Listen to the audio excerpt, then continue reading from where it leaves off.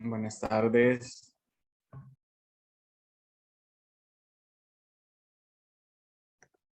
Buenas tardes.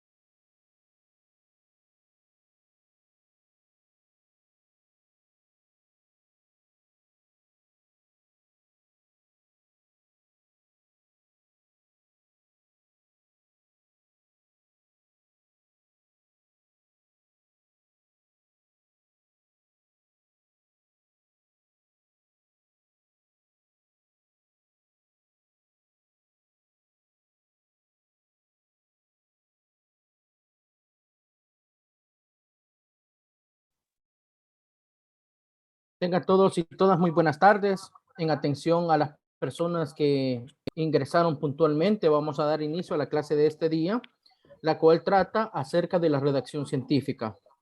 A todos les voy a pedir, por favor, que nuevamente tengan papel y lápiz cerca, porque vamos a hacer varios ejercicios acerca de redacción científica.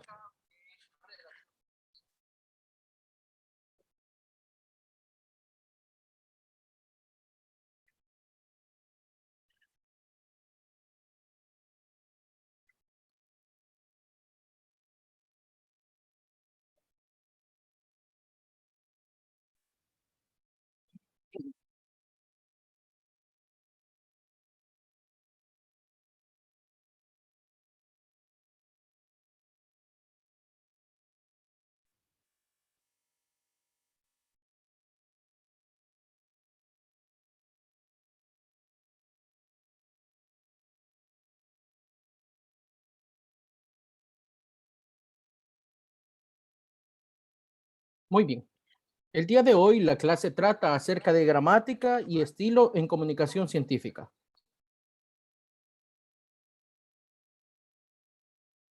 Primero que nada, vamos a establecer qué es el concepto de estilo científico.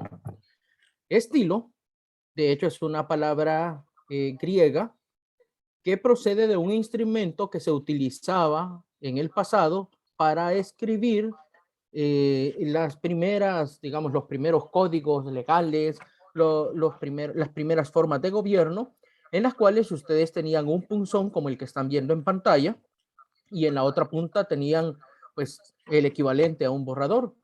Estas se utilizaban sobre tablas enceradas, que era en las cuales se tomaba, digamos, registro de todas las cosas que se querían transcribir. De hecho, hasta el momento todavía existe algo que se denomina las plumas estilográficas, que tienen relación precisamente con el estilo, que era el punzón que se utilizaba. Acá abajo pueden ver en la lámina inferior izquierda cómo se tomaba apunte por parte de un personaje que se denominaba el escriba. Recuerden que en esa época saber leer y escribir era un verdadero privilegio y el hecho de escribir era una profesión también. En los idiomas modernos, estilo se refiere a la manera de escribir o de hablar en cuanto a lo occidental y característico del modo de formar o enlazar los giros y los periodos para expresar los conceptos. El estilo también se puede referir a la forma en cómo una persona se maneja, a cómo se viste, a cómo se comporta, a cómo actúa, a saber cuáles son sus reacciones en determinado momento. El estilo para el gran filósofo Séneca significaba el rostro del alma. Para el Manco de Lepante era la pluma, era la lengua del alma. Para Juan de Valdés, todo el bien de hablar castellano consiste en que digáis lo que queréis con las menos palabras posibles. José Ortega y Gasset decía, el estilo del lenguaje, es decir, la selección de la forma léxica y gramatical, representa solo la forma externa. Gustavo Adolfo Bécquer, el poeta niño del Renacimiento del Romanticismo español, decía, el anillo que sujeta el mundo de las formas al mundo de las ideas. Como pueden ver, hay diferentes formas de definir el estilo y parte de lo que vamos a recapitular este día es un poco de la idea de Juan de Valdés. Tratar de decir todo lo que sea posible con la menor cantidad de palabras posibles. También es importante que el estilo refleje el, digamos, lo que el investigador quiere plasmar, digamos, el alma de una investigación. Por otro lado, también nos valemos de un léxico y una forma gramatical específica para dar a entender esto. Si ustedes recuerdan, en clases anteriores hemos hablado de lo que se denomina el concepto, perdón, el vocablo del concepto. El concepto es un elemento que es común a varios investigadores que en muchas ocasiones este concepto también puede ser, digamos, un acuerdo internacional y que ayuda a sintetizar palabras y contenidos acerca de un elemento que querramos transmitir. Recuerdo que en aquella ocasión yo les planteaba que a manera de concepto, cuando decimos la tasa de incidencia, ya todo el mundo, al menos el que está relacionado con epidemiología y salud pública, entiende que esto sustituye a un párrafo en el cual diríamos, la incidencia representa al número de personas que se enferman sobre una población expuesta para un periodo determinado a lo largo de, ¿cómo se llama? Y en una población en específico. En tal sentido, pues, podemos acortar todo lo que queremos decir con un concepto, y si este concepto es común al emisor y al receptor, evitamos bastante ruido. Bien, pero ¿puede existir una contraposición entre el estilo y el lenguaje?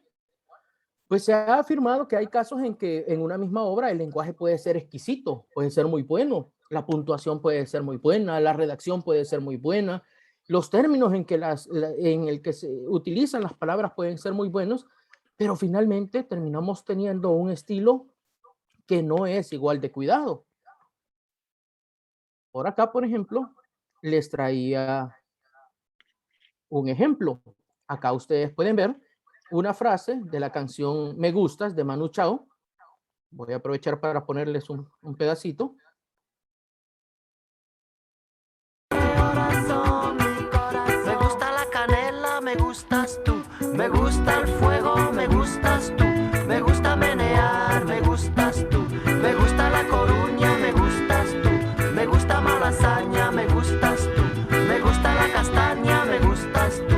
Me gusta Guatemala, me gustas tú. ¿Qué voy a... Es más que evidente, ¿verdad? Que el mensaje ahí es me gustas tú y podríamos evitar honestamente una gran cantidad de rimas y bueno, algunos usos inapropiados también del lenguaje.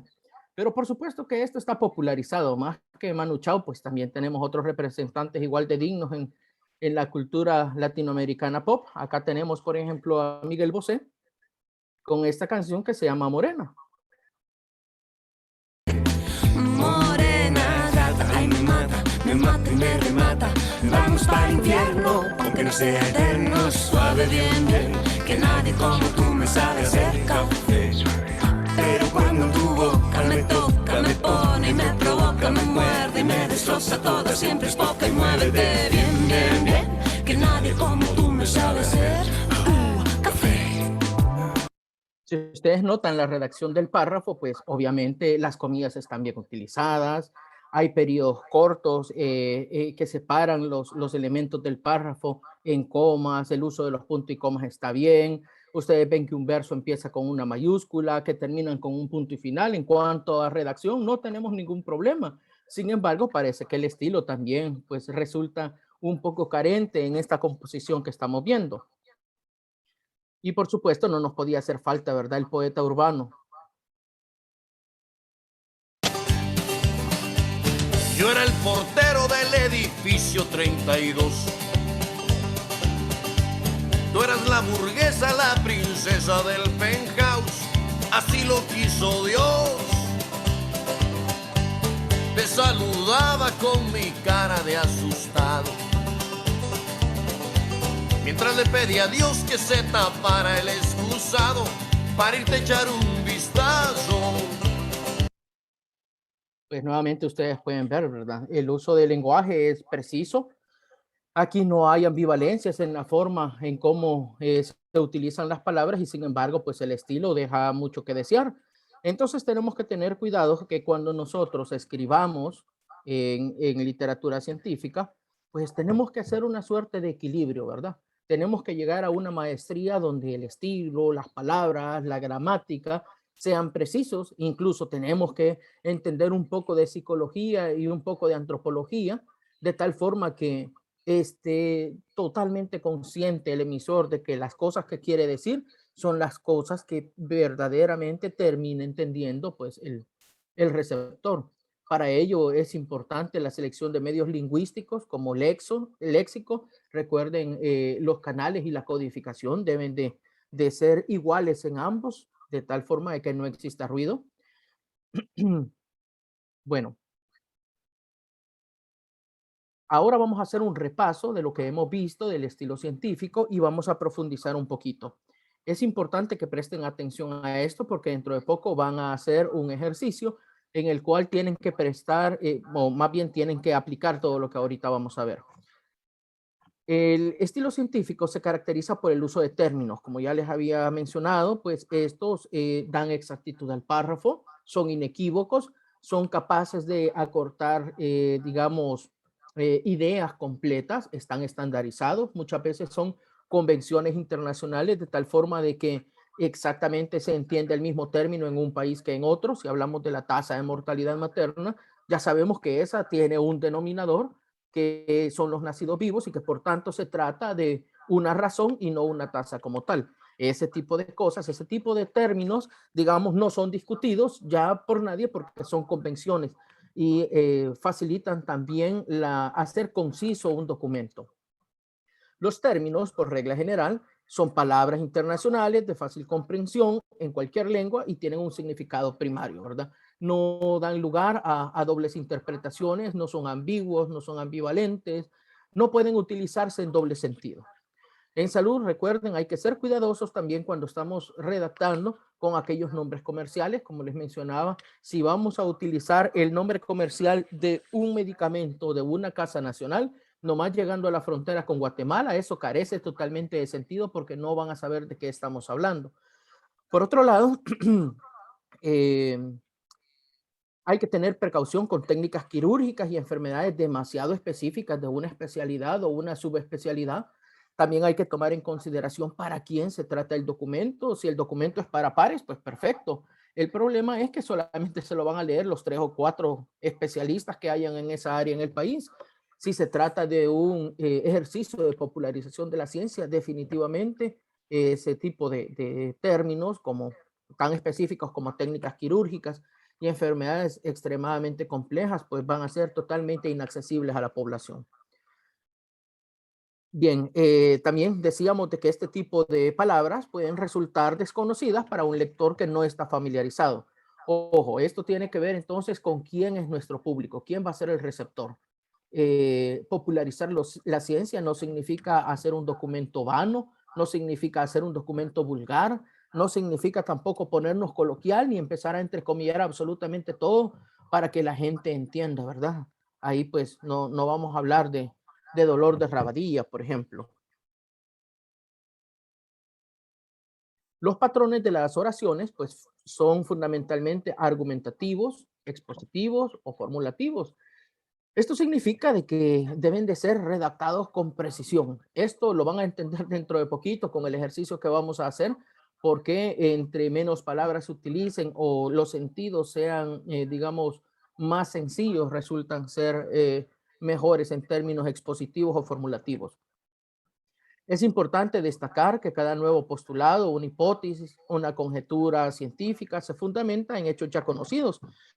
Por lo que cada vez que empecemos con esto, vamos a empezar obviamente con el estado del arte del documento. ¿Esto qué significa? Si yo me voy a poner a hablar en este momento de COVID, mi introducción deberá de ser lo más nuevo que se conozca en esta rama. Eso se le denomina el estado del arte. ¿Por qué? Porque a partir del conocimiento vigente más avanzado en este momento, yo voy a plantear una hipótesis y, bueno, obviamente en literatura científica, tanto probar la hipótesis como falsear la hipótesis nula es exactamente igual de útil. Entonces, vamos a hablar del estado del arte, de antecedentes históricos, de las fuentes.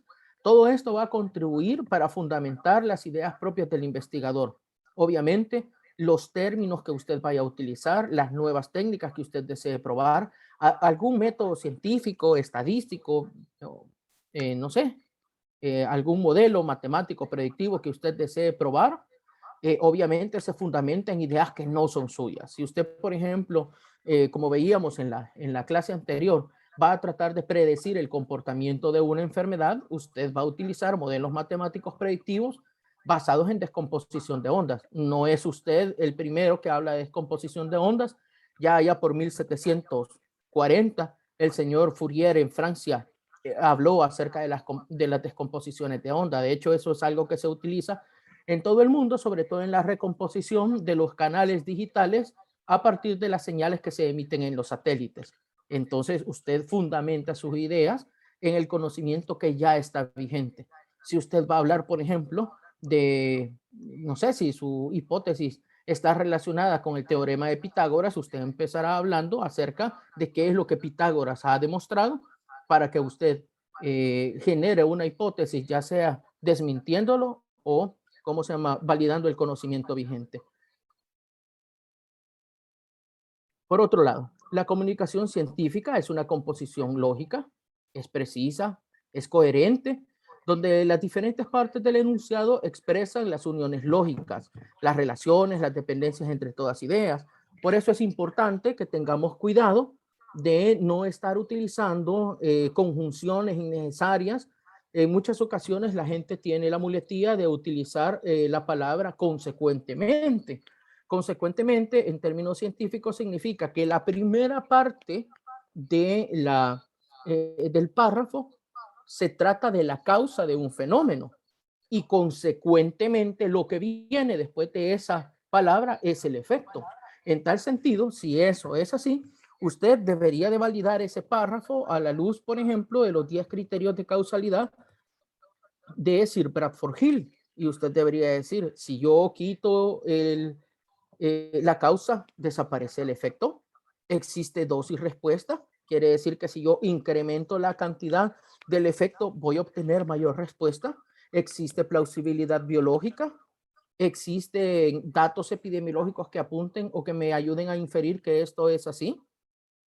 En tal sentido, el uso de una palabra mal colocada como una muletilla puede echar a perder un trabajo completamente. Por otro lado, las personas utilizan algunos modismos como el mismo. El mismo usualmente está colocado muy lejos del sujeto del cual se trata. En tal sentido, en muchas ocasiones esta partícula, el mismo, termina confundiéndose con el predicado y no con el sujeto y da una interpretación totalmente diferente de lo que uno está redactando. En tal sentido, el lenguaje debe de ser exacto, pero conserva la complejidad de su contenido. Les voy a poner un ejemplo. Fíjense bien. Cuando uno dice principales factores asociados de las enfermedades diarreicas agudas, ¿en qué piensan? Voy a abrir en este momento a participación para que por favor me digan en qué piensan cuando escuchan principales factores asociados en las enfermedades diarreicas agudas.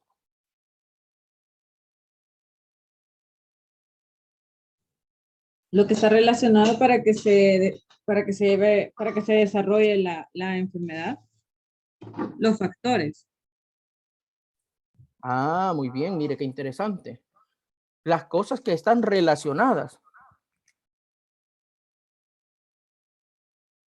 Y en epidemiología, una relación es lo mismo que una asociación. No, no es lo mismo. ¿Por qué no, Saúl? Fui Fue yo, Jorge. fui yo. Jorge. Ajá, bueno, ¿por qué no, Jorge? No, no es lo mismo porque, a ver, no me recuerdo bien cuál es cuál, pero hay uno que representa que el evento sí es causado, un evento es causado por otro, y el otro representa que uno fue o se dio a la par del otro, pero no necesariamente por el primero. Si no mal recuerdo, la asociación es el que se da consecuentemente del otro, o que se da a causa del otro. Y la relación es que se dan a la par, pero eso sí no me acuerdo cuál es cuál. Miren qué interesante. Fíjense que cerca del 80% de sus tesis vienen con esto. Principales factores asociados a la hipertensión arterial, la diabetes mellitus aguda, a la insuficiencia renal crónica, lo que ustedes quieran. Pero déjenme decirles que la asociación no es causalidad. Eso quiere decir que usted puede hacer un estudio de asociación y con eso jamás va a demostrar la causalidad. Usted nada más aporta uno de los 9 criterios de Sir Bradford Hill. ¿Y qué es entonces una relación? Una relación es una asociación débil. En tal sentido, cuando usted habla de factores asociados, lo primero que se me viene a la mente, a mí como investigador, es que usted va a utilizar métricas de asociación, que usted va a medir la intensidad de la asociación, primero si existe asociación, y luego si la asociación es débil o es fuerte. ¿Cuáles son los elementos de asociación estadísticos que ustedes conocen? Yo sé que ya están viendo estadística y ya vieron métodos epidemiológicos.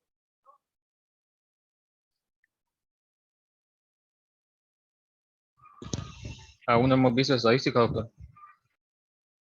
La básica no la han visto todavía. Creo que cambiaron el orden del Bueno. pensum, creo. Vale, muy bien. Fíjense que las principales medidas de asociación en epidemiología son el OR y el RR. El odds ratio y la razón de nomios. Esto es el RR. Lo mínimo que yo esperaría en uno de estos documentos es que alguien me presente el OR y el RR. Primero, porque está buscando asociación. Si la asociación es débil y no tiene significancia estadística, le llamo relación. Significa que son dos elementos que ocurrieron al mismo tiempo, pero que podrían tener un efecto espurio, un efecto de azar. Si la asociación es intensa, yo puedo tener RRs que superen el 1, que es el valor nulo, y pueden llegar a 1000, si usted quiere, a 100,000. Esto significa que la intensidad de asociación es fuerte. Eso es lo mínimo que yo esperaría ver en un estudio de este tipo, cuando estamos hablando de lenguaje científico. Pero resulta que la gente termina haciendo porcentajes. Pasan un instrumento y dicen, bueno, los factores son los siguientes y le presentan una tabla de porcentajes. Para desgracia, que como me toca ser el asesor estadístico, cuando sumo los porcentajes, ni siquiera les da 100, se pasan. Por otro lado, veamos el siguiente ejemplo. Identificar las principales causas de la IRC. Muy bien. La primera, pues casi que les está diciendo cuál es la interpretación adecuada de la IRC. ¿Me pueden decir ustedes con este lenguaje exacto que conserva la complejidad, qué implica buscar las causas de la IRC?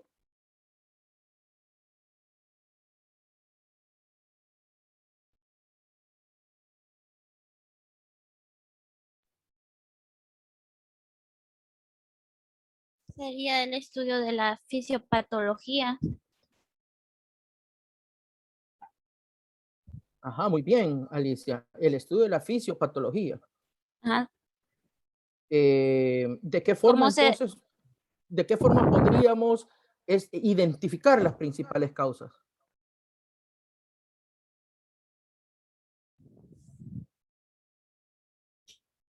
Imagínese que está redactando el documento, Alicia, y que está usted pensando en identificar esas causas. ¿Con qué se aprovisionaría? ¿Qué cosas compraría usted para orientar su estudio y hacer esta investigación?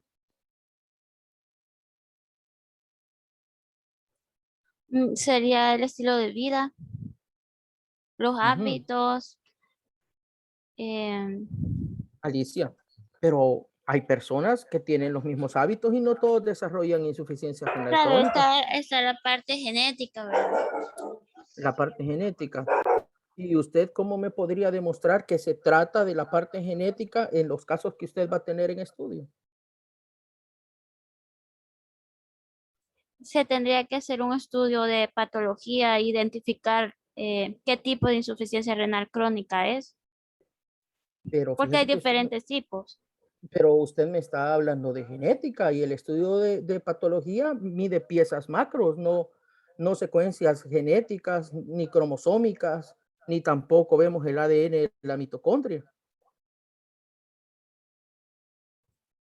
No, pero, por ejemplo, ¿verdad?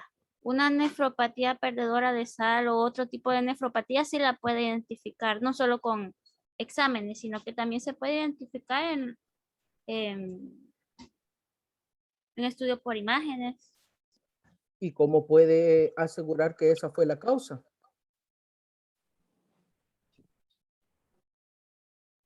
Puede ser una de las Hola, causas. doctor.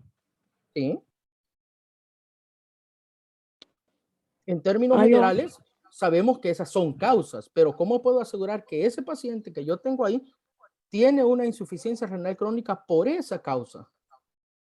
Y que no hay un elemento espurio que yo no he alcanzado a ver ahí. ¿Cómo puedo demostrar eso? Sí, sí, ¿quién me levantaba la mano?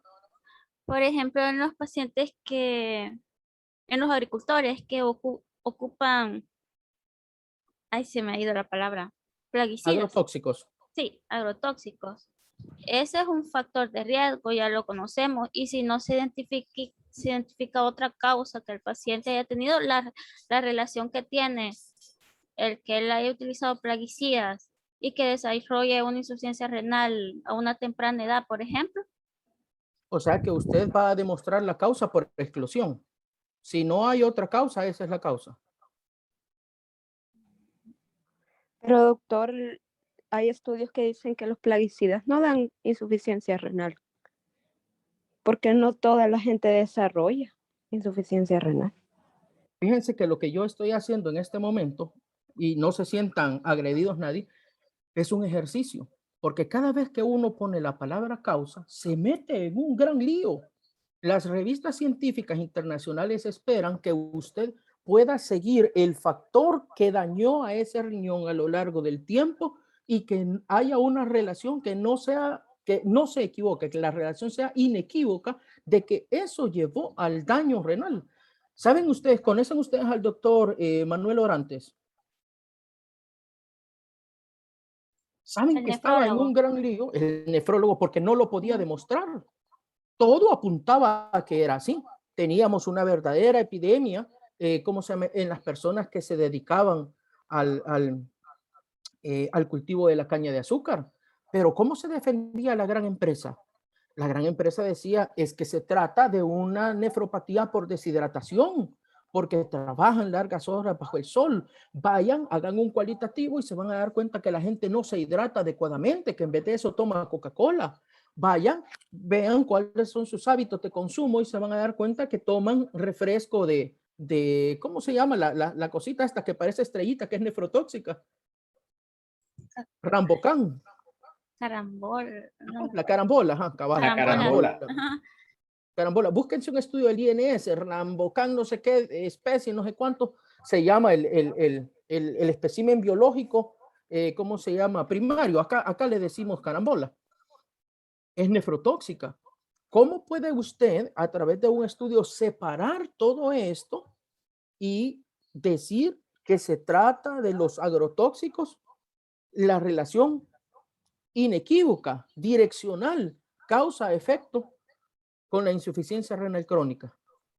A la luz de este momento, usted ya no puede hacer un estudio de este tipo.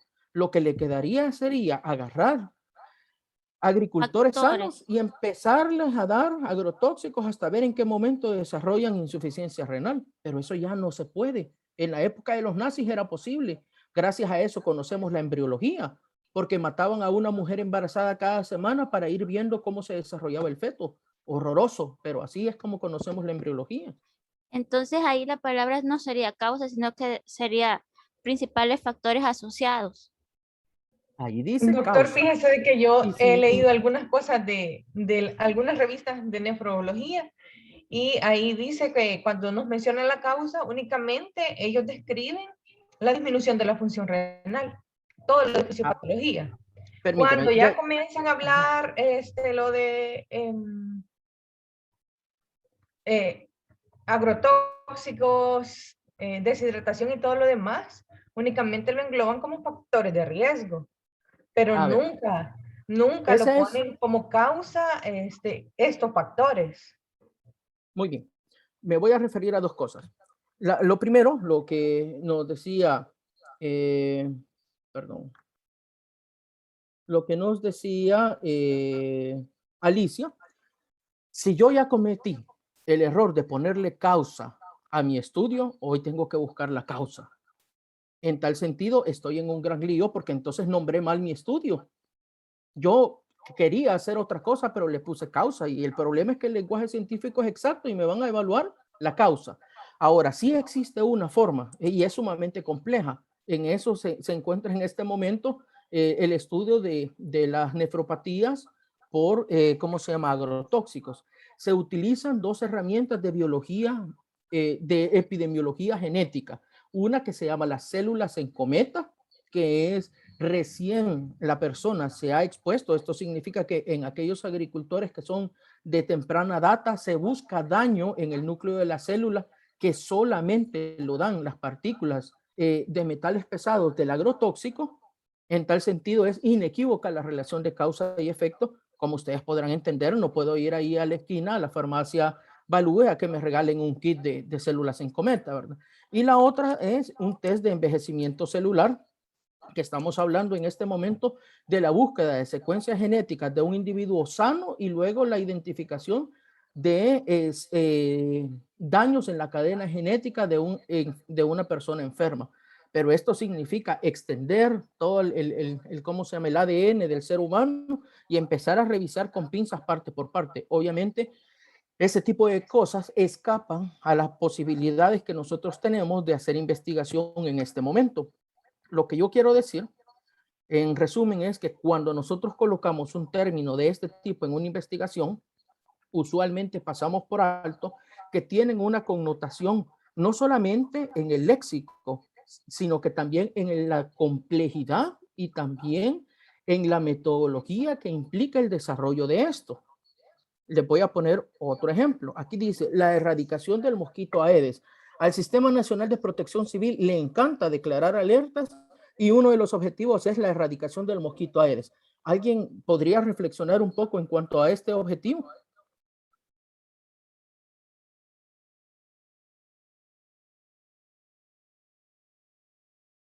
Tendría que ser más bien dicho el control del vector, Muy bien, pero así como está, ¿qué implica? que no haya ninguno de los mosquitos, Muy porque bien, erradicación y para eso, ¿qué necesitamos, completo. Milena? Para que no haya uno, ¿qué necesitaríamos, Milena? Pues la verdad es que ni siquiera se me ocurre la forma de destruirlos todos, porque sería sumamente imposible sacar una especie en extinción, ¿verdad? Afortunadamente lo logramos con la viruela, ¿verdad? Pero esto implica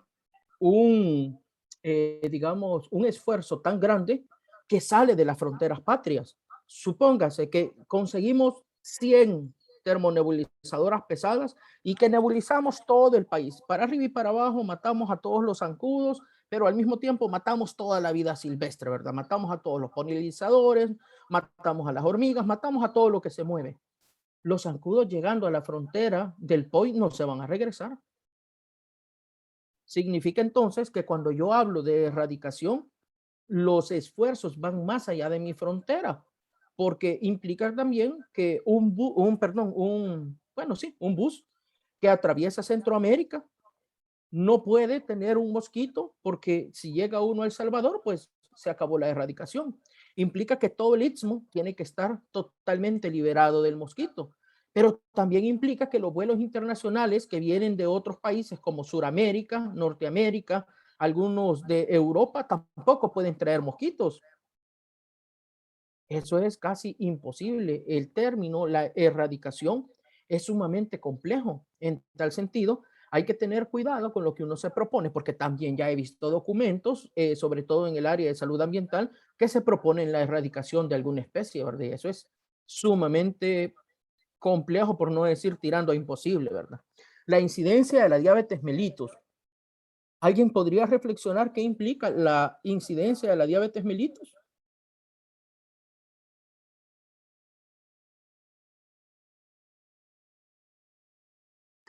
Tendríamos que tener un registro de todos los, de absolutamente todos los pacientes que tengan diabetes para poder sacar la incidencia. Ajá.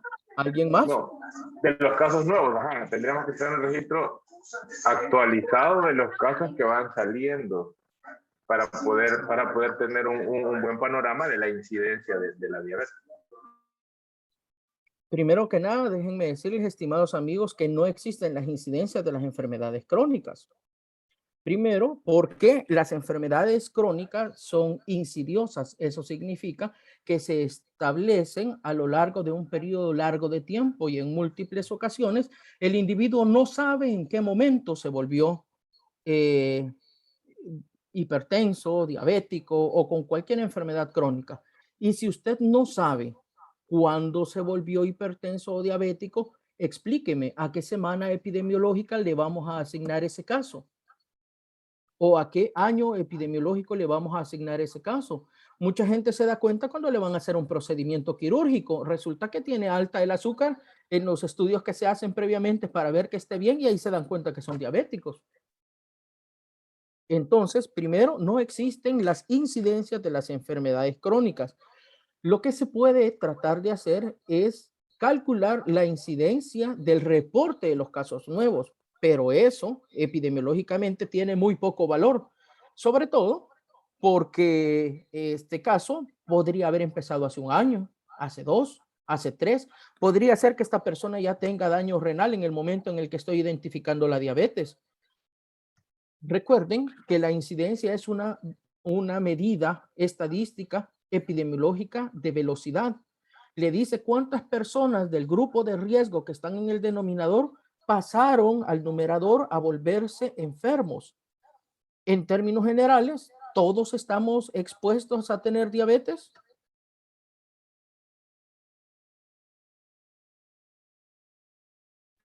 Al ser multifactorial, sí tenemos por lo menos algún factor de riesgo, valga la redundancia, para generarla.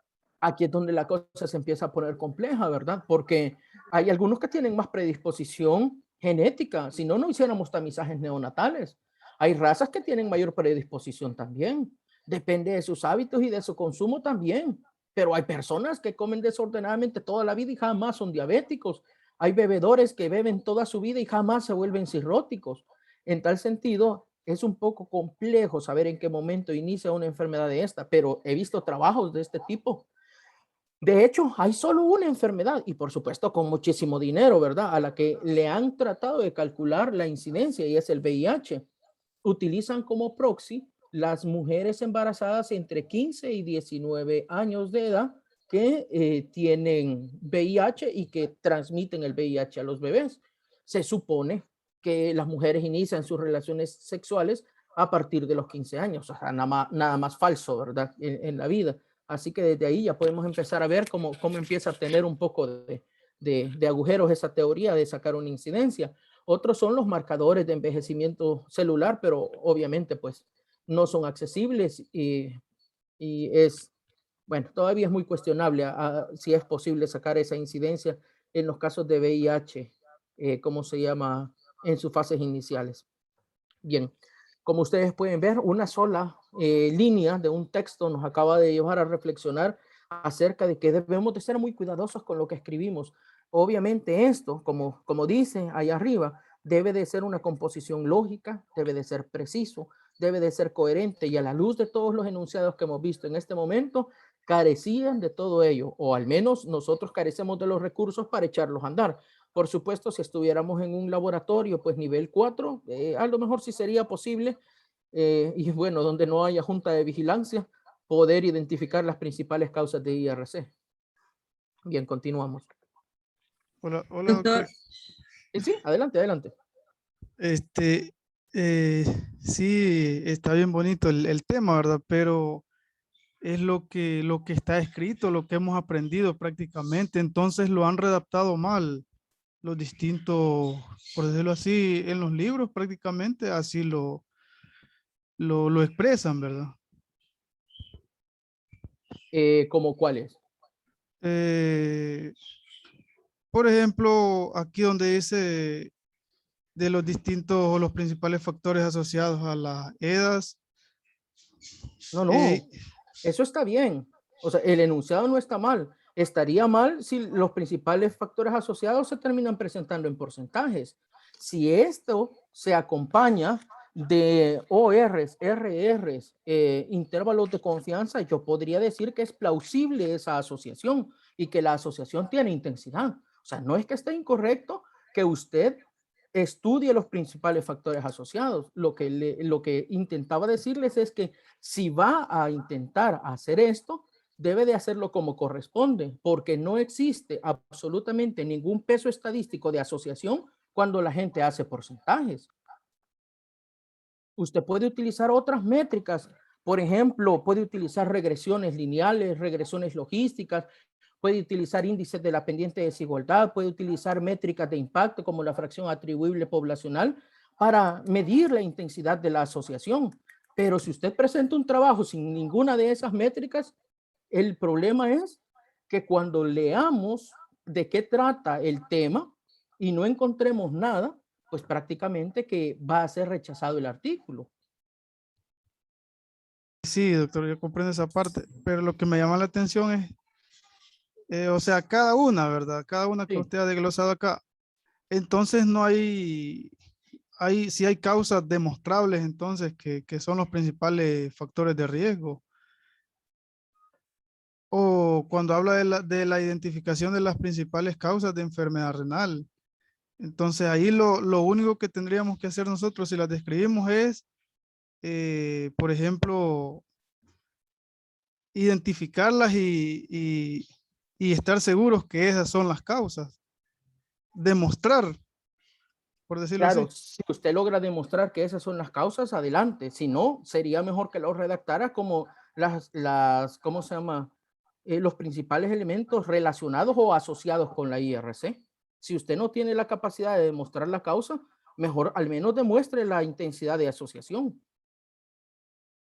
Yo me refiero que tal como está redactada en este momento, si no cuenta con marcadores de envejecimiento celular, si no cuenta tampoco con células en cometa y si no tiene usted un estudio tipo ensayo donde usted pueda controlar todas las variables y eliminar los efectos espurios, usted realmente no está identificando las causas, está identificando factores asociados. Sí, correcto, doctor. Y entonces, como ministerio, entonces tienen un error redactivo cuando dicen, aparecen los grandes rótulos que dicen erradiquemos el mosquito transmisor del dengue, por decirlo así. Ah, por supuesto. Es que desafortunadamente no son epidemiólogos los que escriben esas cosas. Gracias, doctor. Una consulta, doctor. Sí. Aprovechando, mire, entonces, por ejemplo, el título Factores nutricionales asociados para el desarrollo de anemia en las embarazadas a partir del segundo trimestre de gestación, forzosamente tendría que poner, según lo que usted ha mencionado, un odds radio o un RR. Exactamente. Si usted quiere medir la asociación, tiene que utilizar una metodología que le permita hacer asociación. De otra forma, ¿cómo puede demostrar la asociación sin métricas de asociación? Y eso que no les he hablado del el primer paso.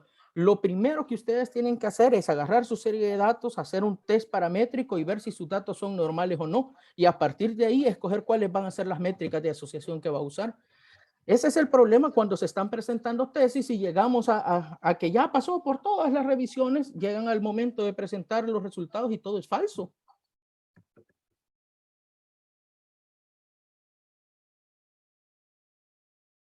Porque no cuidaron toda la parte metodológica. Ahora, si usted no quiere utilizar métricas, entonces puede buscar, por ejemplo, los principales factores relacionados, como mencionaba Jorge. Ahí usted ya no tiene necesidad de hablar de asociación. La asociación implica que ambas cosas van a tener una relación temporal, posiblemente causal, eso no se sabe mientras no se corran los otros 9 criterios, en tiempo, lugar y persona. En cambio, los factores relacionados, esos podrían coincidir de forma espuria, de forma al azar o no.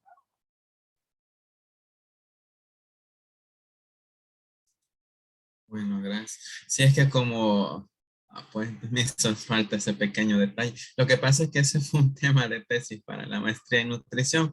Me la aprobaron y todo, pero la verdad es que sentía que algo le hacía falta. Y ahora Sí. que me hablan de eso, como que... Van a ser las métricas de asociación, de verdad. Para que usted pueda categóricamente decir que una cosa está asociada con otra, necesita romper el efecto del azar.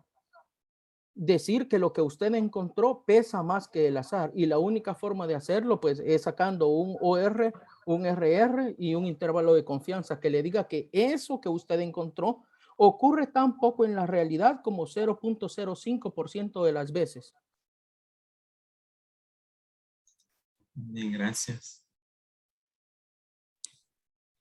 ¿Alguna otra? ¿Sí?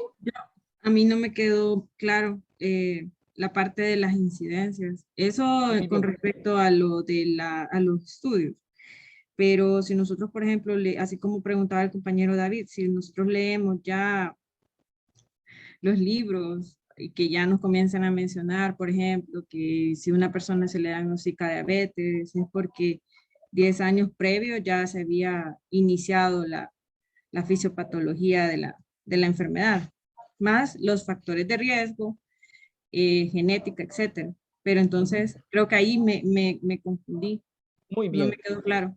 Muy bien. La diabetes tiene prevalencia. Lo que no tiene es una incidencia, porque la incidencia, ¿alguien me puede recordar cuál es el concepto de la incidencia? Son los casos nuevos Sí. de una enfermedad sobre la población en general. La población expuesta. Población expuesta. Ajá. Multiplicado por una constante. No. Muy bien. ¿Para un qué? Para un periodo determinado de tiempo. Un año normalmente. Exactamente. Para un periodo de tiempo determinado.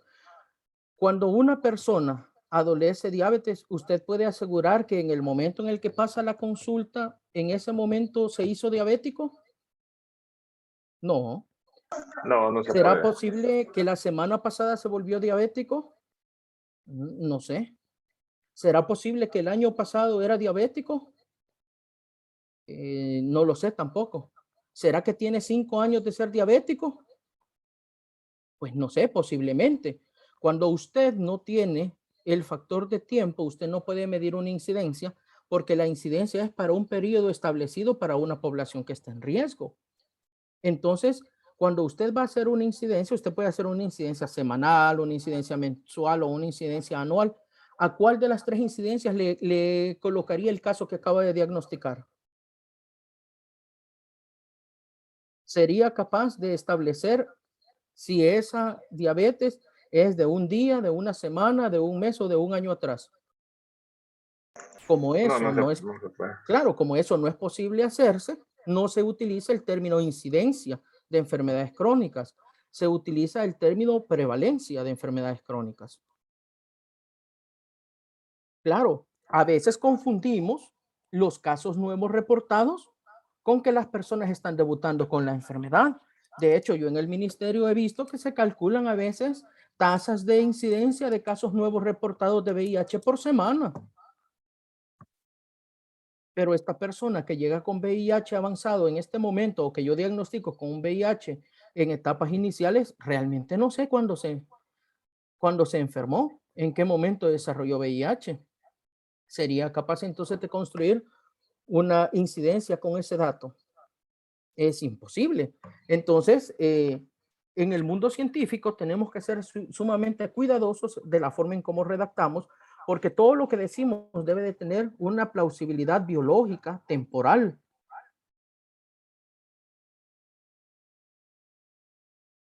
Al igual que la diabetes, hay múltiples enfermedades que son insidiosas y no nos es posible saber a qué unidad de tiempo le vamos a asignar este caso nuevo.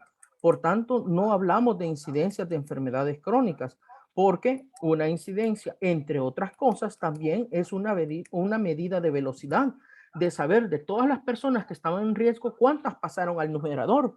Y yo, con base a esa incidencia, puedo tener un estimado de cuántos casos espero el año siguiente.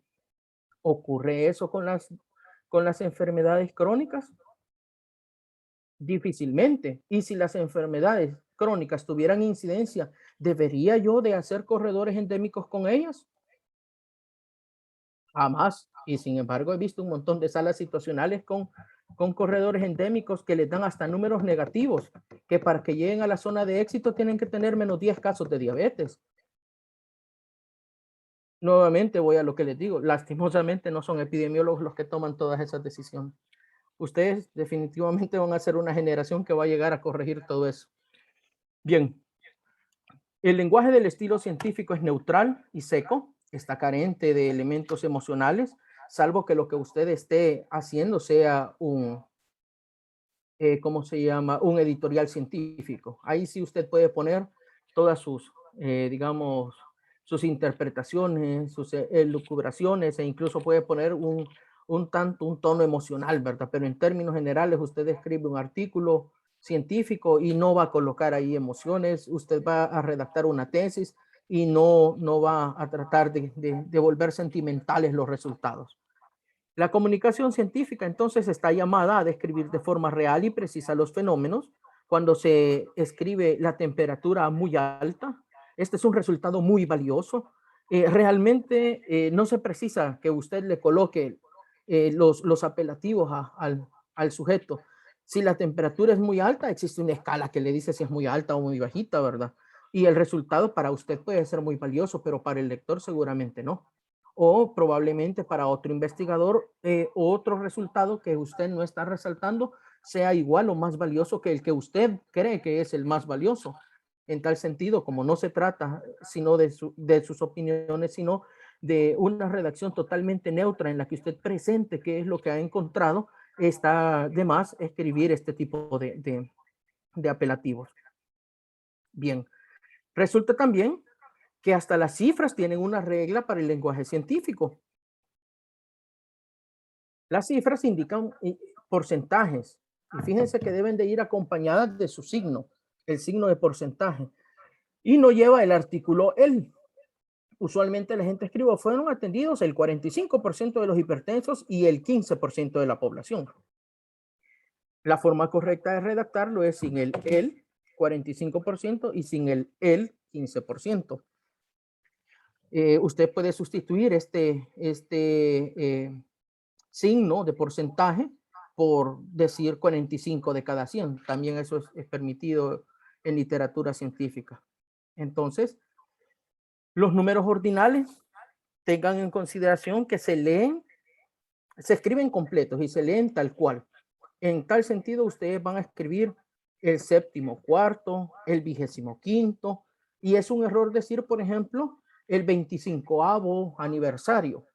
Elaboramos este documento en el marco del 25º aniversario de la erradicación de la polio en las Américas.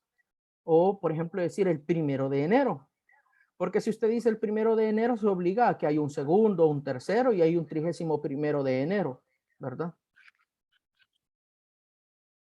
Bien, entonces, por favor, presten mucha atención con esto, que esto es parte del ejercicio que vamos a hacer este día.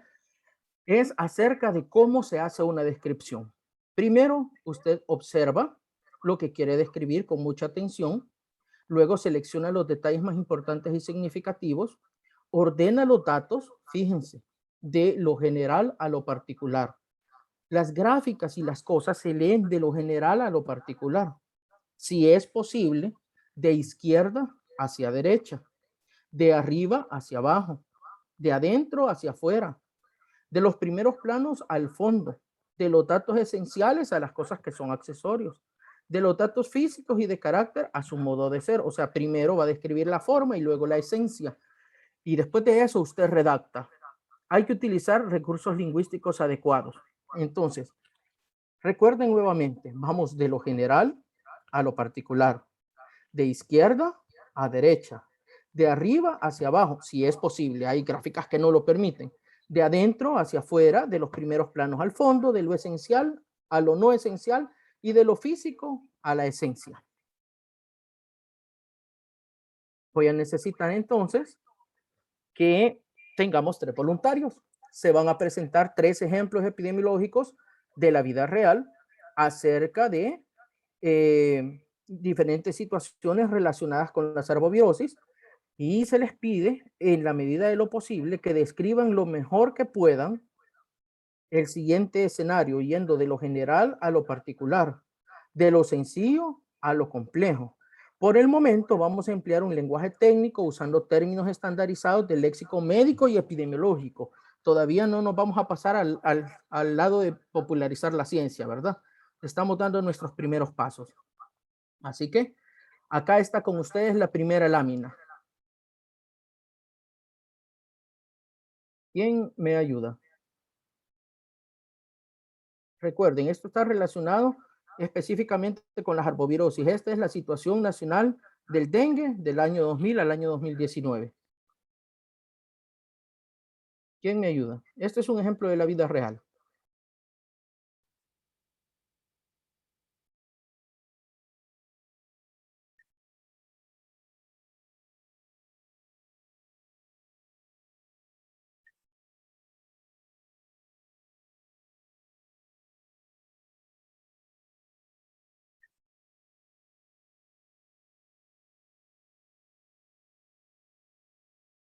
Es más, véanlo esto como un repaso para la presentación que tienen que hacer, porque prácticamente van a tener que describir las láminas justo como las estamos haciendo ahorita.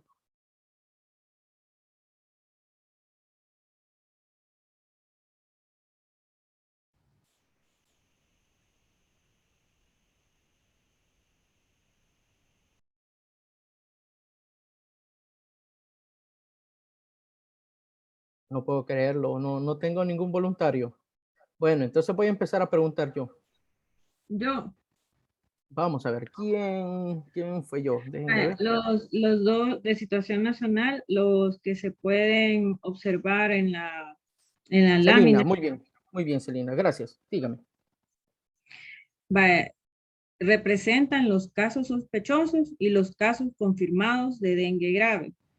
Y lo que resalta ahí, que la cifra de casos sospechosos para el 2019 fue de 27.470.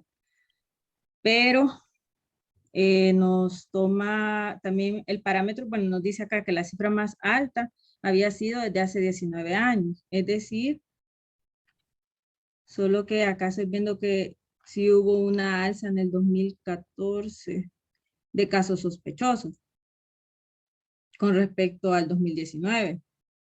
Y quiero ver los casos confirmados de dengue, que es la representación de la línea negra, en el 2019 fueron de 768, que en teoría va a la, bueno, según la gráfica va a la baja, va en descenso. Y quiero ver, y en casos sospechosos, se podría decir que hemos disminuido en comparación del 2014. Disminuyó en el 2017, sin embargo, se elevó la cifra en el 2018 y ahorita tenemos, en el 2019 hubo un aumento de casos sospechosos de dengue. Es la la interpretación que puedo dar. Muy bien, recuerden que en este momento estamos solo en el punto de la descripción. Estamos describiendo qué es lo que vemos. Muy bien. ¿Alguien más?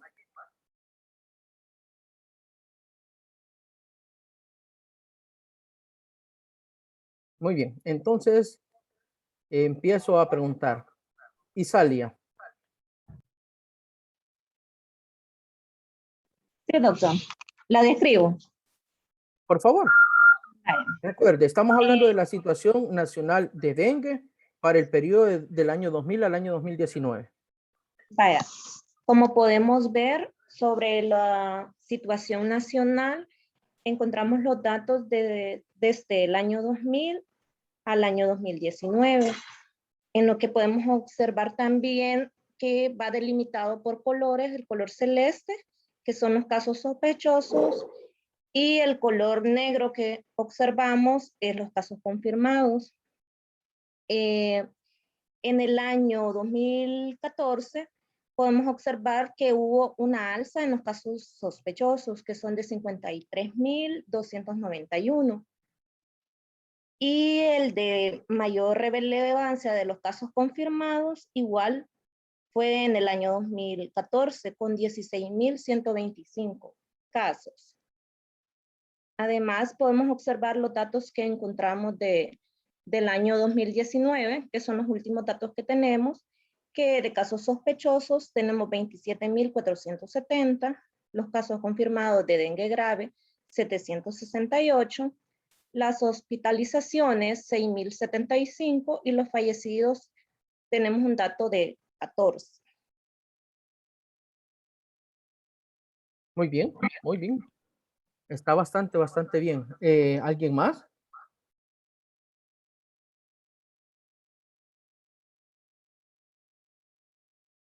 Bueno, entonces voy a...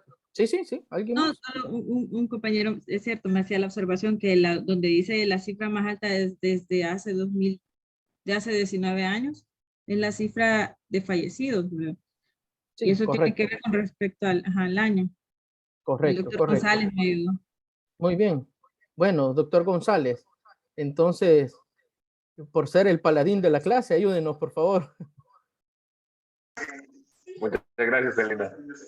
A ver, en la presente gráfica tenemos la situación nacional de los casos sospechosos de dengue. De los casos de dengue en el 2019, perdón. Tenemos un total de 27.470 casos sospechosos, casos confirmados de dengue grave 768, 6.075 hospitalizaciones y 14 fallecidos, que corresponden a la cifra más alta desde hace 19 años. En la gráfica observamos desde el año 2000 hasta el año 2019, teniendo en la línea azul los casos sospechosos. Como pueden observar, hay un alza en el año 2014 de los casos sospechosos, al igual que de los casos confirmados, que lo vemos en la línea negra. Muy bien, muy bien. Bien, intentemos hacer una descripción juntos. En la presente, permítanme que activé por error en el teléfono también el micrófono. En la presente lámina podemos observar la situación nacional de dengue en El Salvador desde el año 2000 hasta el año 2019. Como pueden observar, en el eje de las abscisas tenemos los años y en el eje de las ordenadas tenemos el número de casos. Los casos sospechosos de dengue se presentan en una lámina celeste, perdón, en una línea celeste, y los casos confirmados se presentan en una línea negra. Los casos sospechosos presentan, digamos, aumentos cíclicos cada 2 o 3 años, siendo su punto más alto en el año 2014 con 53.291 casos y el punto más bajo en el año 2001 con aproximadamente, bueno, serán unos 1.700 casos. Ahí, perdón por error, perdí ese dato, no está escrito, pero bueno, vámonos entonces al del año 2017. Vamos a asumir que no existe el del año 2001 porque por algún motivo no me salió el número. siendo su punto más bajo el año 2017 con 4.300 casos. Por otro lado, los casos confirmados han tenido un comportamiento similar al de los casos sospechosos, con alzas y bajas cíclicas cada 2 o 3 años, siendo su punto más alto el de 16.125 en el año 2014 y siendo su punto más bajo en el año 2017 con 70 casos. Para el último año presentado de la lámina, podemos agregar que también hubieron 6.075 casos y 14 fallecidos, los cuales fueron la cifra más alta de todos los años que aquí se consignan, que son 19. Como pueden ver, cada uno de nosotros pretende hacer, digamos, una descripción según su estilo y yendo siempre de lo general a lo particular. En este momento no hemos hecho más que describir. La primera fase es simplemente decir qué es lo que uno mira. Vamos a la siguiente lámina. ¿Quién me ayuda? Este se trata de un corredor endémico de casos sospechosos, siempre para el año 2019, y vamos de la semana 1 a la semana 52. Miren que ya cambia la temporalidad. En aquel analizábamos años y en este estamos analizando semanas. Bueno, vamos a hacer una cosa. Jorge, ya que fue la última persona que participó, le vamos a dar el honor de que escoja a la persona que él más quiere de todo este grupo para que nos ayude. O sea, vamos a ver. No, voy a mencionar a alguien conocido. Ni modo, voy a mencionar a alguien conocido. No, Mario, ahí te tocó. Gracias, Jorge. Yo sé que quiere. A la orden, a la orden. Vamos, Mario, qué bueno. Me encanta la solidaridad y la fraternidad de la majada. Bueno, en esta gráfica podemos evidenciar de que podemos ver representado lo que es el corredor endémico de casos sospechosos de dengue, que va desde la semana 1 a la 52. Y de estos casos sospechosos, cuando vemos que comienza a ascender dos de las gráficas, dos de las, perdón, de las líneas que representan la zona de epidemia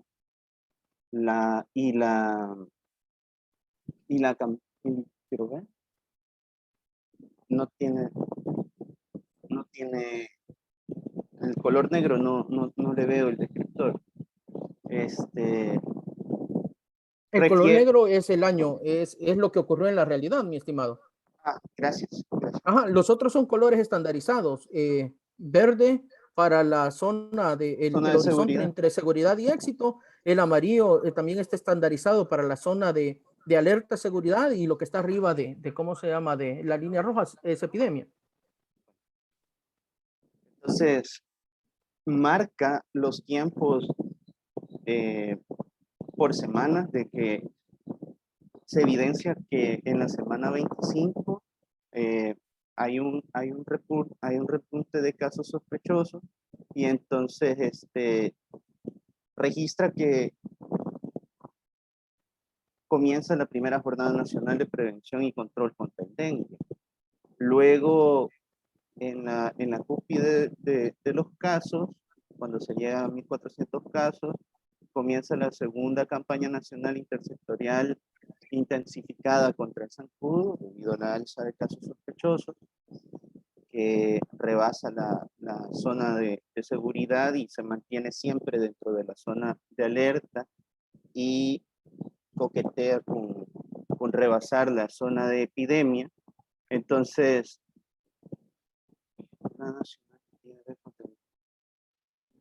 se realizan diversas actividades a partir de la semana 29 para tratar de bajar esta curva, y en la semana 33 a la semana 39 se realizan una serie de acciones que involucran la Jornada Nacional del Día D contra el mosquito transmisor del dengue, la mega jornada de destrucción de criaderos en Chalchuapa, y mega jornada de destrucción de criaderos en Santa Ana.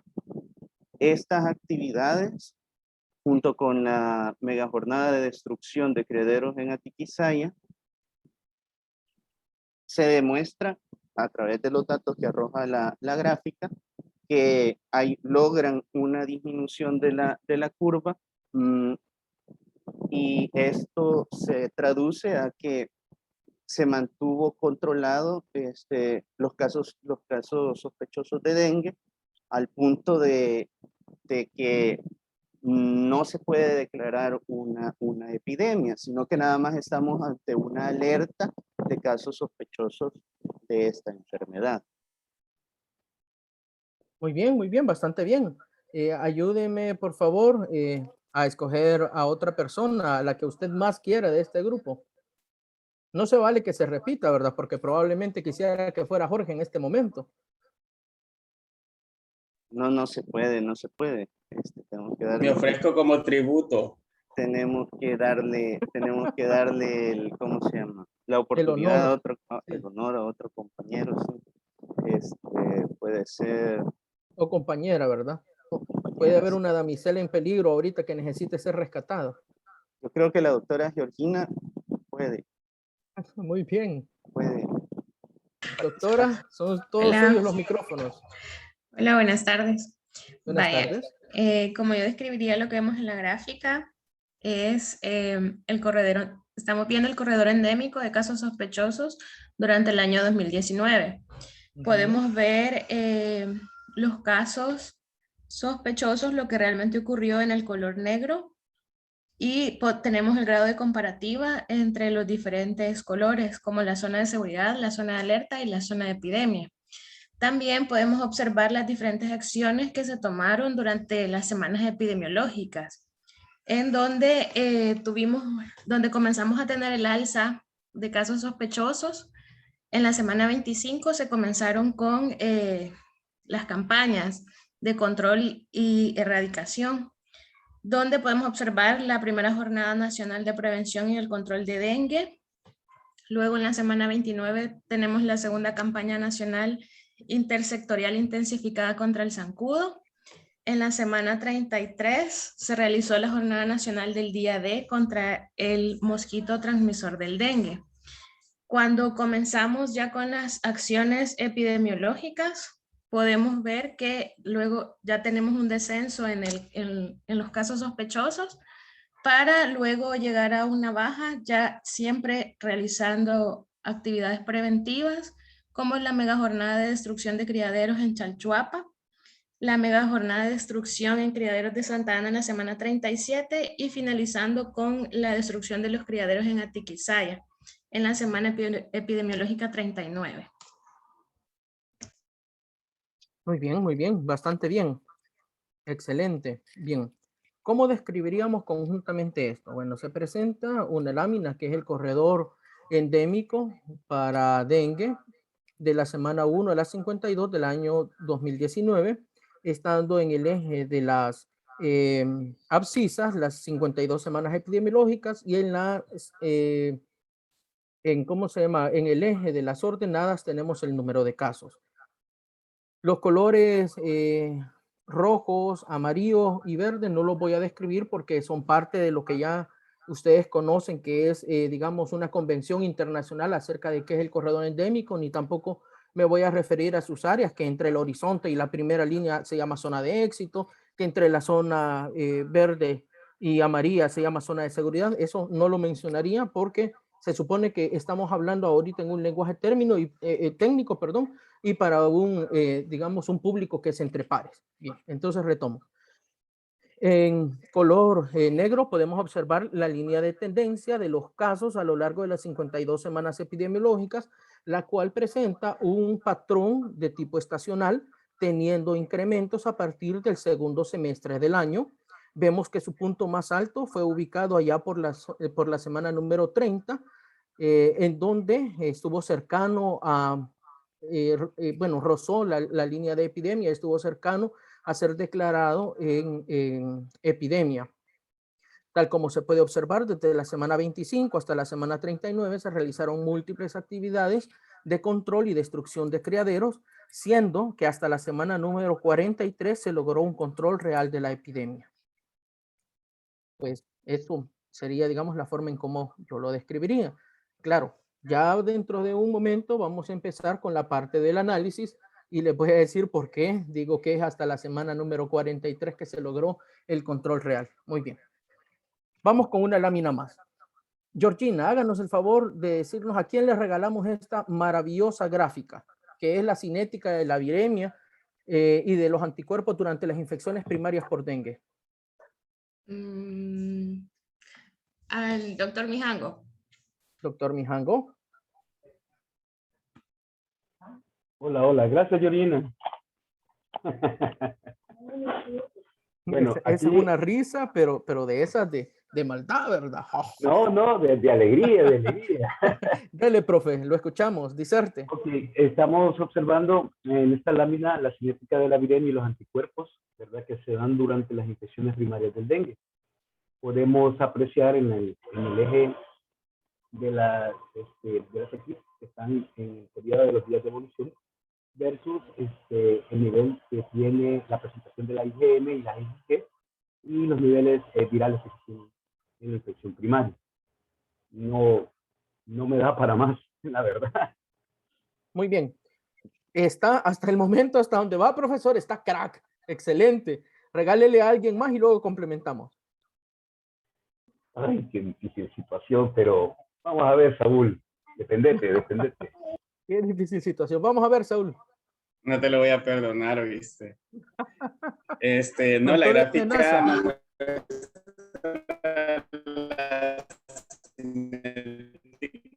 La viremia de las infecciones primarias por dengue, ¿verdad? Donde podemos ver el número de días en los que del día 0 al día 5 tenemos una actividad viral que no nos ha generado todavía séptimo, más o menos para en adelante con la generación de IgM y la IgG en los días posteriores, y esto está en relación a los días, no sé qué es lo rojo, la roja, la IgM. La hija, pues no, ahí me equivoqué, era el día 5 a la generación de IgM y IgG a partir del día...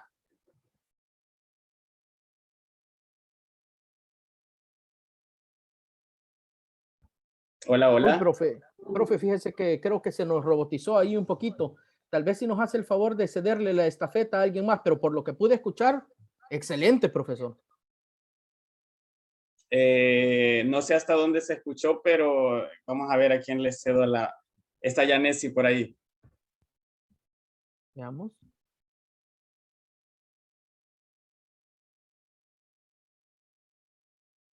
No la veo.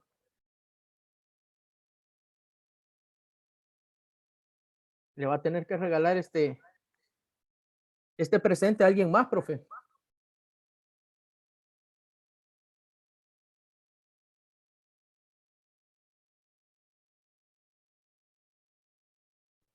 Alicia. Bueno. Hola. Le escuchamos, Alicia. Adelante. Alicia. Bueno, aquí como podemos ver, tenemos la cinética de la viremia y los anticuerpos durante la infección primaria por dengue. Vemos los días en que se transcurre la enfermedad y podemos ver las diferentes pruebas que nos pueden ayudar a detectarlo. Es decir, que de un caso sospechoso pasemos a un caso confirmado de dengue. Primero tenemos mi estimada, el virus. Amiga, recuerde que estamos describiendo. En este momento no podemos hablar de los sospechosos y los confirmados porque ahorita solo estamos en la fase de descripción. Vamos a leer qué es lo que dice la lámina. Ya vamos a llegar al punto del análisis, no se preocupe. Del 0 al 5 podemos ver que está el virus y tenemos la prueba de antígeno. Posteriormente del día 5 en adelante hasta el día podemos ver que se puede detectar IgM y posteriormente una IgG, que sería que puede durar años. Muy bien, muy bien.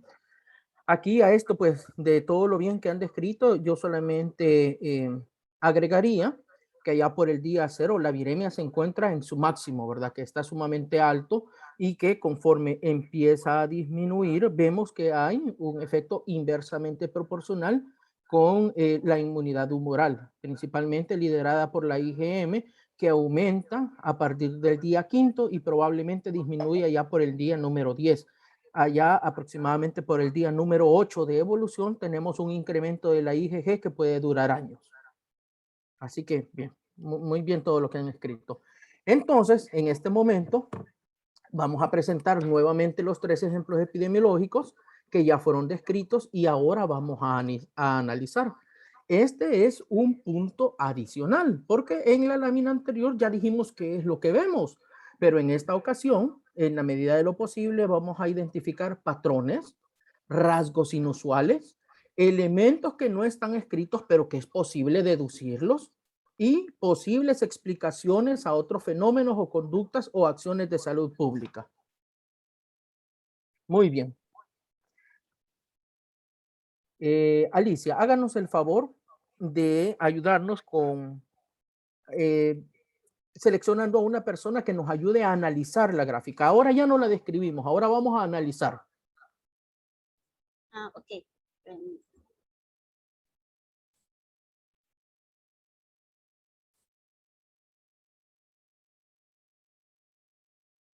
Podría ser... Qué fea situación, la verdad.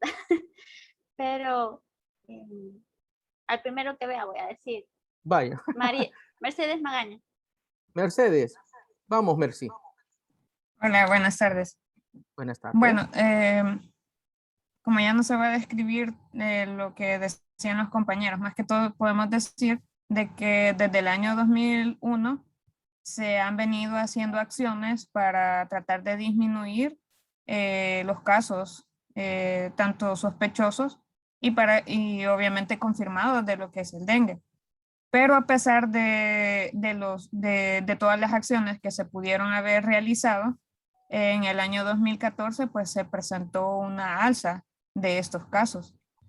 Se volvieron a realizar acciones un poco más fuertes, digámoslo así, para tratar de evitar que se siguiera dando este aumento, y podemos ver una disminución de los casos para el año 2016 hasta el 2019, que volvió a presentar un pico o alza de los casos sospechosos. Ajá, muy bien. ¿Alguien más? Mi estimada, háganos el favor de regalarle la estafeta a otra persona. Tal vez algún paladín ahí que esté en la disposición de rescatarle. A José Sort. Vamos, José. Hola, buenas tardes.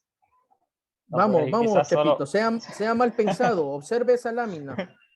Sí, eso estaba tratando de ver la secuencia allí de las cantidades, ¿verdad?, que tenemos, pero ahí normalmente la que nos llama más la atención es la del 2014, el número de casos confirmados, que alcanza los 16.125, que ya si hacemos una comparación con lo del 2019, pues la verdad que es un descenso bastante drástico, pero si ¿cómo se llama? Lo comparamos con el número de fallecidos durante el trayecto de los 19 años, vemos de que la verdad que hay una diferencia, porque dice de que es el dato más alto en los últimos 19 años. Entonces, pero aquí debemos de tomar en cuenta, como ya se trata del análisis, muchas otras cosas, como por ejemplo todo el gasto en salud pública que esto ha generado, y que a pesar de que ha habido ese montón de casos confirmados en 2014, hacia ahí se ha generado un gasto enorme en salud pública, y han habido un poco fallecidos, ¿verdad?, en ese periodo, lo cual es algo bueno. Pero sin embargo, como le digo, quizás deberíamos de considerar otras cosas ya, como por ejemplo el gasto en salud pública con el número de casos o con el número de casos sospechosos, porque al igual hay que brindarle una atención. Entonces, considerando quizás la parte más alta ahí de la gráfica en 2014 con los 53.291 casos sospechosos, comparado con los 27.470 en 2019, vemos una diferencia bastante considerable, ¿verdad? Y solo quizás rescatar la cantidad de muertos que, como digo, es lamentable para lo que es el año 2019. Esa podría ser mi contribución. Muy bien, Chepito. Vamos a empezar a hablar ahora de, analicemos cosas que nos llaman la atención.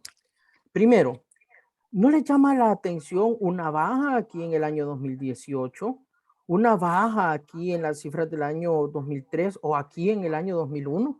¿Qué creen que pasó? ¿Por qué se habrá ido para abajo esto? ¿Será parte del comportamiento normal y cíclico que tienen todas las arbovirosis? De hecho, miren, aquí en el año 2017-18 estaba bien bajito. ¿Qué creen que pasó? ¿Por qué creen que está tan bajo?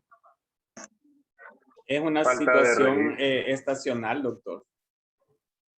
Sí, mi amigo, pero quiere que le diga cuál es el año más peligroso de las arbovirosis. Fue el 2014 y no hay un gran incremento.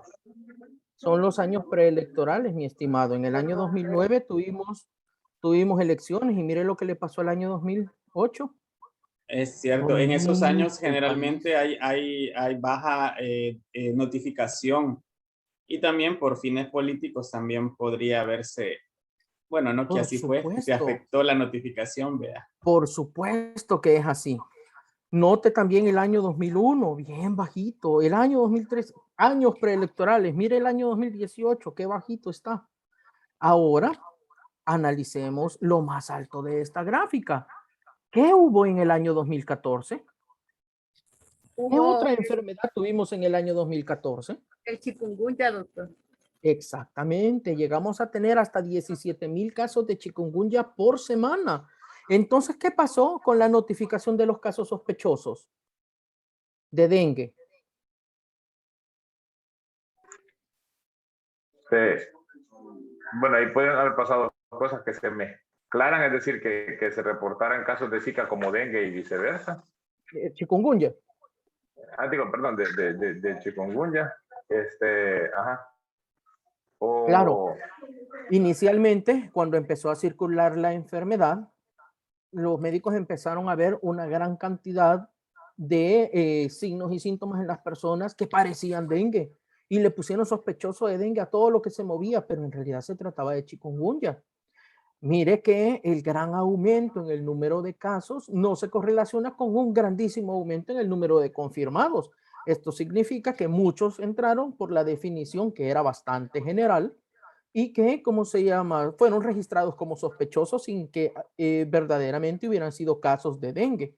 ¿No les llama la atención algo aquí en el horizonte del año 2015 con el año 2016? ¿Qué habrá habido aquí?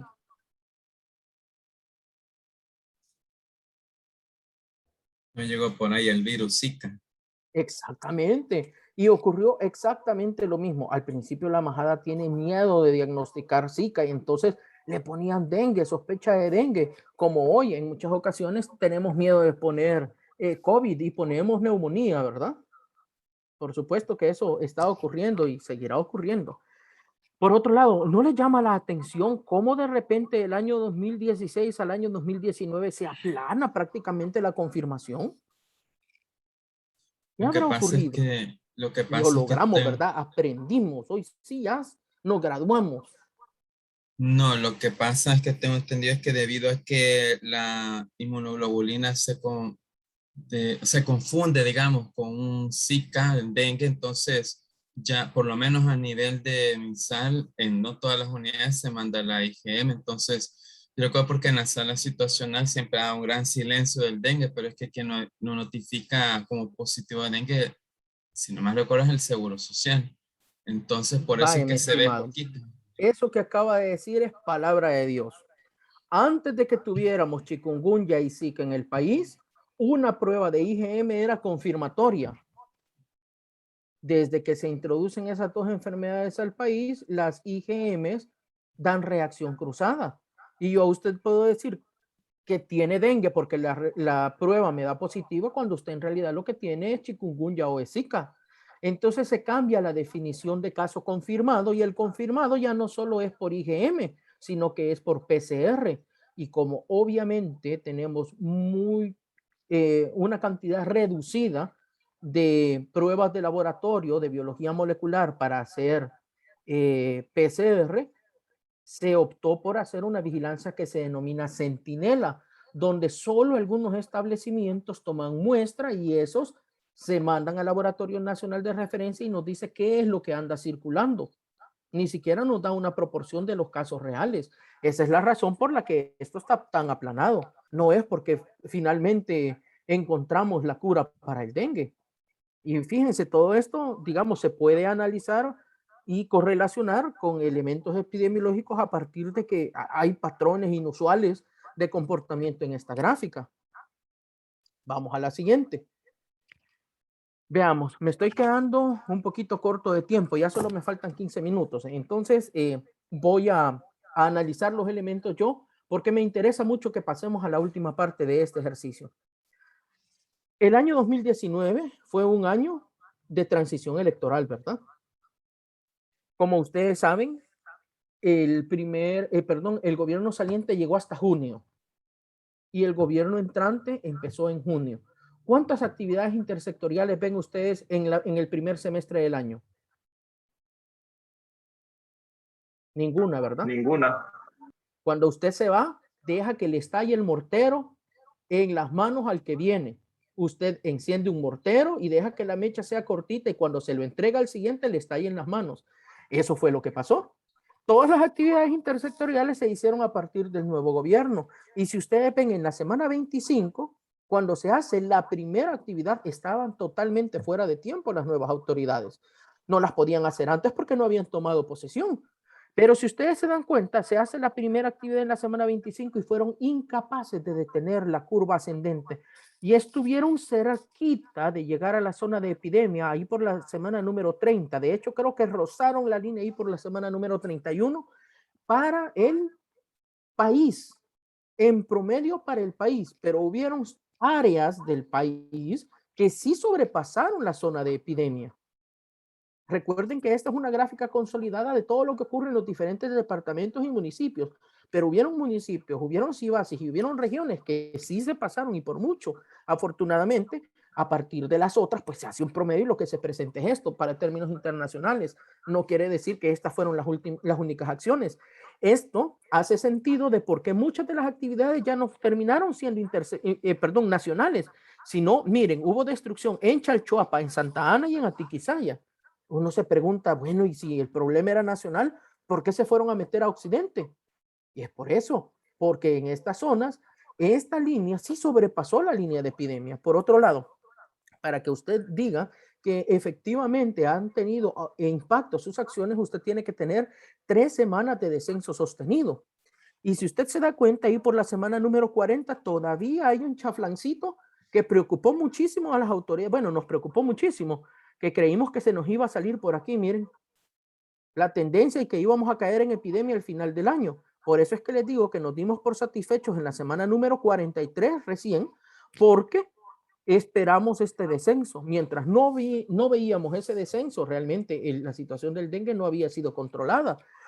Pero también es importante que tomemos en consideración algo que ocurrió en el mundo. El año 2019 ha sido el histórico peor para todas las Américas. Ni todos los años juntos fueron tan difíciles y tan malos en términos de dengue como fue para toda América ese año. Ese año Guatemala, Honduras, Nicaragua declararon que era el peor año de su historia. En Honduras murieron más de 130 personas de forma oficial, de forma no oficial sobrepasaron las 200. En Guatemala tuvieron más de 60 fallecidos y en El Salvador tuvimos la peor cifra de mortalidad de los últimos 19 años, que fueron 14 personas. Eso es un récord en cuanto a mortalidad, porque usualmente se mueren entre 5 y 6 personas. Bien, estos son los elementos que podríamos analizar. Fíjense, ya no los estamos describiendo, estamos siguiendo un paso más adelante, estamos analizando cosas que los patrones nos pueden sugerir. Es obvio que en esta gráfica hubo la intención de dejar que un año tan epidémico como ese, que ya venía aumentándose el número de casos en Sudamérica, porque el invierno empieza primero allá y luego sube hacia el Istmo Centroamericano, ya sabíamos que iba a haber una gran epidemia, ¿verdad? Y sin embargo, las autoridades salientes pues prácticamente dejaron que el mortero les estallara en la mano a los siguientes. Bien, en esta gráfica, tal como mencionó la doctora, déjenme ver, quiero ver quién fue. La doctora Celina. Ella mencionaba que justamente estos periodos que estamos viendo acá son en los cuales nuestra norma se basa para que sepamos en qué momento debemos de tomar pruebas. Fíjense que la lógica de esta cinética de la viremia nos da para decir que vamos a correr pruebas de biología molecular en los primeros 5 días. ¿Por qué? Porque tenemos una altísima viremia y tenemos una respuesta humoral muy baja.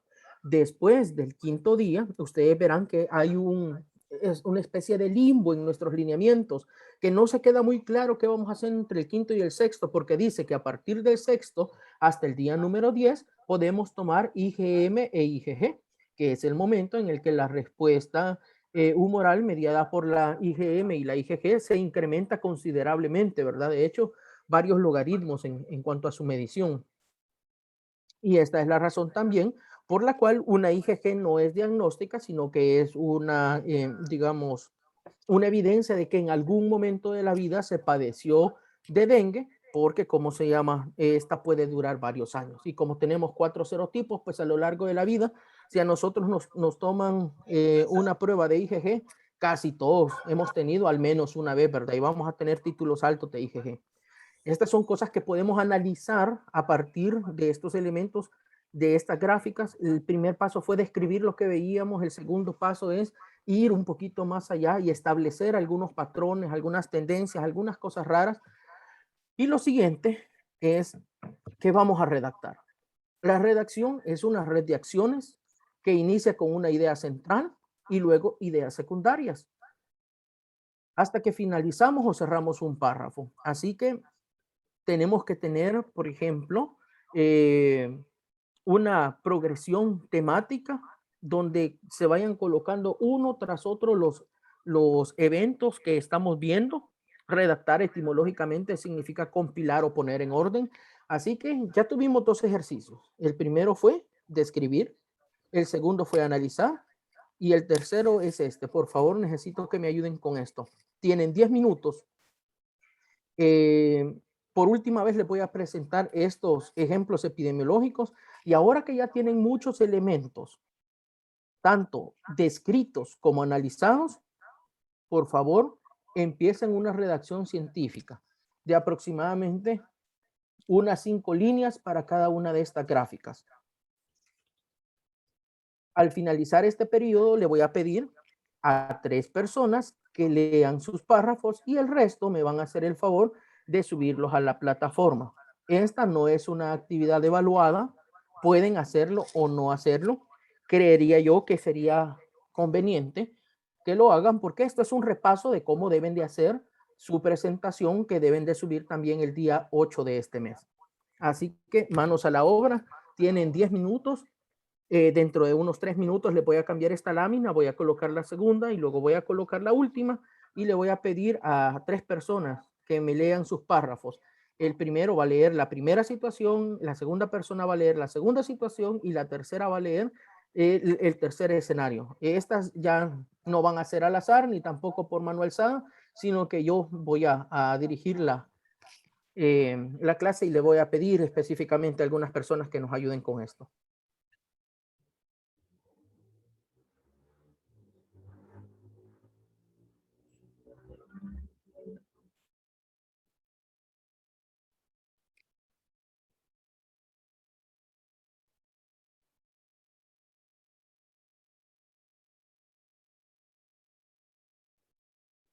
Noten qué complicado es redactar, porque cuando usted redacta, usted se vuelve un verdadero especialista en un campo y el que más sabe de esto es usted. A esta altura les digo que seguramente se deben de sentir muy conflictuados porque tienen un montón de elementos que quisieran sintetizar y en este momento, dependiendo del estilo de cada uno de ustedes, van a escoger qué es lo más relevante que les gustaría plantear en ese párrafo, porque para decir tenemos un montón.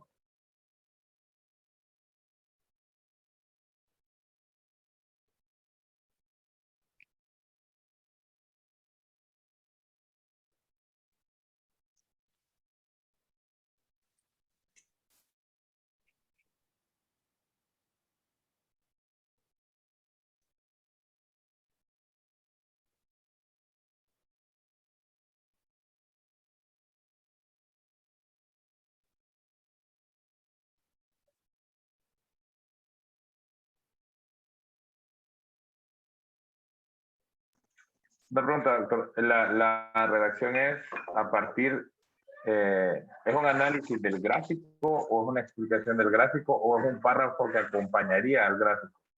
Las tres cosas, mi estimado. Usted va a hacer una redacción científica.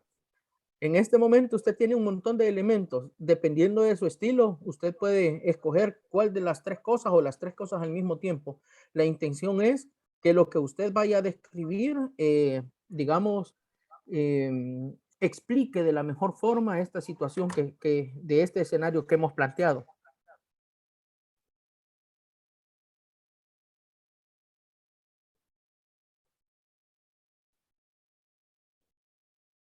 Y en paso al segundo escenario.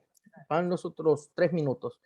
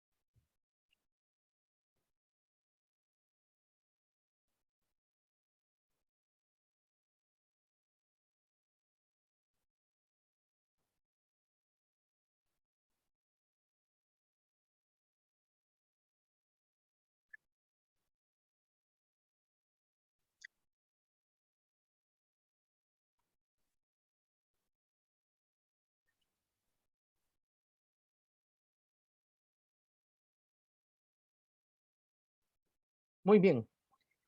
Juan Francisco Cobar, háganos el favor de instruirnos con la lectura de la primera diapo.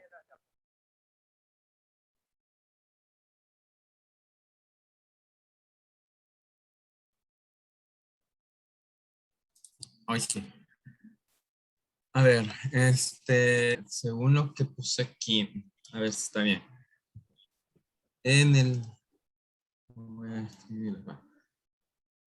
Yo puse que, a ver, a partir de... Esta sí fue demasiada información, de verdad que me costó. Pero traté de poner de forma que a partir del año 2020 al 2019 se presentaron diversos casos de dengue, de los cuales en el año, entre los años 2011 y 2016 se evidenció una alza de casos sospechosos de dicha enfermedad. Y de ahí me quedé porque usted la pasó rápido, porque créanme que me cranearme a ver esta gran cifra. Ya la otra ya la pude hacer más. Chévere, Juan. Bueno, entonces le vamos a pedir a Wendy que nos ayude. Wendy Rodríguez, vamos. En esta gráfica se presenta una revisión de los casos sospechosos de dengue versus los casos confirmados en los últimos 19 años, destacando para años como el 2002, 2006 y 2010, un alza de los casos sospechosos hasta 22,000. Sin embargo, lo comparamos con el 2014, en donde los casos sospechosos se duplican los reportados para el total de años anteriores. Y hasta ahí lo dejo. Muy bien, que suena bonito, muy bien. Karen Echeverría, ayúdenos con esta lámina, por favor. Buenas tardes, doctor. Bueno, lo que yo puse fue que donde pueden ver la gráfica que reporta casos de sospechoso de dengue de la primera vez del año 2000 al año 2019 y se puede ver una alza de casos en el 2014 y 2015, entre 2014 y hasta ahí me quedo, doctor, porque la pasó. Ajá.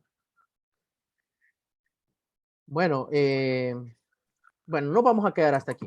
La idea era de que ustedes fueran tomando elementos desde el momento de la descripción, luego que anotaran algunos elementos del análisis de los cuales les estuve diciendo y que les resultara un poquito más sencillo tratar de hacer elementos de síntesis cuando vieran por tercera vez la lámina, ¿verdad? Entonces, aquí, digamos, les voy a pedir para la próxima semana que estén un poco pendientes en ese sentido porque algunos de los elementos que estamos viendo en clase son importantes para elementos posteriores, ¿verdad? Porque en este momento no era la primera vez que presentaba la lámina, ya era la tercera ocasión. Así que les voy a suplicar que me hagan el favor de redactar sus 3 párrafos, uno por cada lámina, y que me hagan el favor también de subirlos Yo sí a la redacté plataforma. los 3. Perfecto, muchas gracias. Redacten los 3. Yo sé que esta es una primera aproximación. No espero que esto sea perfecto. El hecho de redactar es un arte, tarda. Y de hecho, lo que les iba a pedir después de que ustedes hicieran esto es que por favor lo leyeran 3 veces. Revisen si expresa lo que realmente quieren destacar. Revisen la sintaxis, la puntuación y la ortografía. Y si se siente satisfecho, entonces pida la mano y emita su opinión, ¿verdad? Entonces, este paso nos lo vamos a saltar, pero sí necesito que lo suban a la plataforma. Hagan esto, lean 3 veces, revisen, vean sintaxis, puntuación, y si están a gusto, entonces lo suben. Así que muchísimas gracias, mis estimados. Esto es todo por esta semana. Les agradezco. Espero que, nos podamos ver, si Dios permite, el próximo sábado. Y los dejo ya para su siguiente asignatura. Muchísimas gracias por toda la atención que nos prestaron. Sí, díganme. ¿Va a habilitar espacio o...? Sí, lo voy a habilitar. En este momento no está habilitado. Lo voy a habilitar. Ok, gracias.